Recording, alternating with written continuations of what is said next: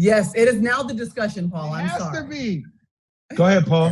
Go ahead. Tell the world. I want the world to hear. This is why. And it's something when I watched, and it all came from The Last Dance, episode 10, when it was toward the end, and they went back to a clip to Michael Jordan when he said, I want to build up an organization similar to like what the Boston Celtics are, what the 76ers are, and we all know what the Lakers tradition is.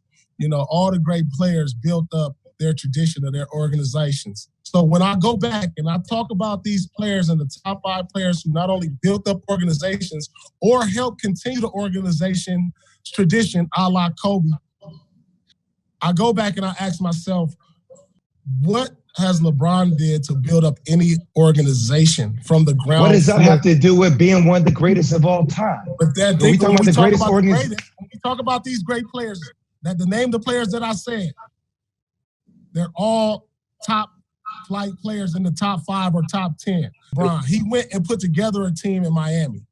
I think there's a lot of he came back to Cleveland to put that team together.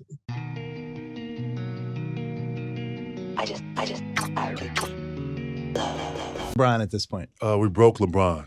In Game 5. So get your ass out of here with that, all right? You understand how you got to Cleveland, how you got to Miami, Bill? You remember That's that? true. You broke him in 2010. Okay, so remember that, all right? Fair so enough. Stop bringing that up, all right? Fair enough. So they was talking shit to him, okay? The media and the league knew that they had an agenda in which we wasn't part of the agenda. You understand? Right. And that's how they ended up winning that series. I'm going to be straight up with you guys. I cannot stand the 2008 Boston Celtics. I have no problem with the Celtics as a team, but that team specifically is just the worst. 90% of my problem with the 2008 Celtics comes from Paul Pierce and Kevin Garnett. They are 2 of the most delusional players I have ever seen in NBA history. Could you guys imagine if the 2004 Pistons that beat the Los Angeles Lakers in the finals said that they broke Kobe and Shaq? Let's start with Paul Pierce. First of all, he said he had a better career than Dwayne Wade despite every stat and accolade saying otherwise. He also said he could average 50 points in today's NBA, even though there are better players than him in the NBA right now that can't. In the clip I used to open up this video, he said LeBron's not a top 5 player because he wasn't able to elevate a franchise, even though he elevated 3 of them. Now, I know he went to Miami, but what's the difference between that and what Paul Pierce did by recruiting Ray Allen and Kevin Garnett to the Celtics? It's the same thing. Except in the Celtics case, it's even worse because you guys only won 1 championship. Oh right, that's because they weren't part of the league's agenda, so the league is rigged, that's why they didn't. But it wasn't rigged when they won it, it's only rigged when they lose. I hope you guys are starting to understand why I really don't like this team. Let's move on to Kevin Garnett, Mr. We Broke LeBron.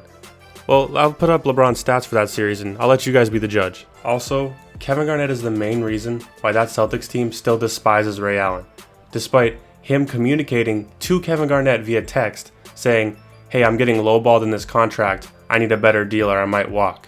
But don't worry guys, Kevin Garnett was really supportive of Ray Allen in that situation. Do you know what his response was? It will all work itself out eventually, man, don't worry. He could have went to management, and put in a word for Ray Allen, but nah, it'll all work itself out eventually, I'll just forget you exist for a little bit. So Ray Allen joins the Heat, and here you are 8 years later, still salty, still upset. I get being upset at first, even though you didn't support your friend when he asked for your help. But you were upset at first, which is understandable, didn't shake his hand, makes sense. But 8 years later, and you're having reunions without Ray Allen because you're that mad about it still? Get over yourself. Kevin Durant joined a 73-win team after telling Russell Westbrook at dinner that he would stay in OKC. He blew a 3-1 lead to that team and still joined them. He joined the enemy. And Westbrook and Durant are fine now, 4 years later. They were fine 2 years ago. Kyrie Irving went behind LeBron's back in Cleveland and requested a trade. And he said he wanted a bigger role, basically saying, hey, I don't want to play with LeBron anymore. Those two are fine now. But man, KG built different. He's got that competitive spirit. KG has to get over himself. I am honestly starting to think that Paul Pierce and Kevin Garnett just forget that they were on tape back in the day or something. We can actually look back at this stuff. We can see the stats. Y'all didn't break LeBron. He was by himself and you guys had 4 Hall of Famers. The 08 Celtics are not a dynasty. The 08 Celtics are not Golden State. They won 1 championship. I'm gonna end this video with the greatest clip ever captured from NBA cameras. 9 straight.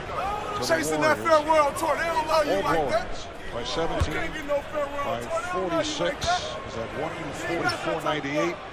Victory here in in Oakland and by 13 earlier this month in a 46-point Golden State win.